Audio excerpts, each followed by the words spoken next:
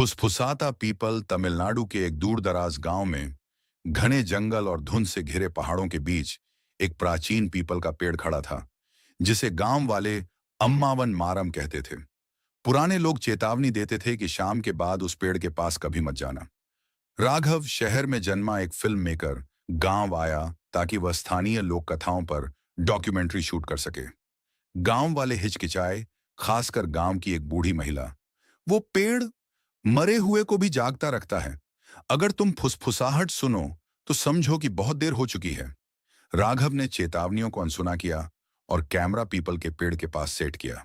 जैसे ही रात हुई, ठंडी हवा चली और मन सी फुसफुसाहट आई। आह, आह, पास आओ। जिज्ञासु होकर राघव ने ध्यान से सुना। फुसफुसाहट तेज होती गई। धुंध में अजीब आकार हिल रहे थे, असामान्य तरीके से मुड़े हुए हाथ पैर और पेड़ की जड़ों के बीच छायाएं नाच रही थीं। राघव को लगा कि कोई उसकी कंधे को छू गया, पर वहां कोई नहीं था। अचानक पीपल के पेड़ के नीचे जमीन थोड़ी खुली और वहां एक खोखला दिखा, जिसमें दर्जनों पुराने हड्डियों के ढेर पड़े थे।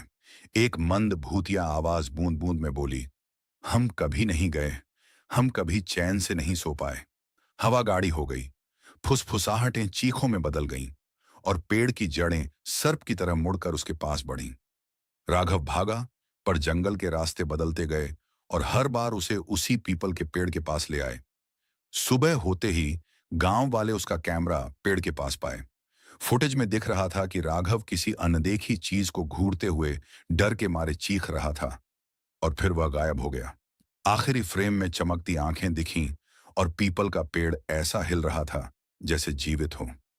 उस दिन के बाद से जो भी शाम के समय अम्मावन माराम के पास गया, उसकी फुसफुसाहटें उसके नाम पुकारती रहीं और वह भी गायब हो गया।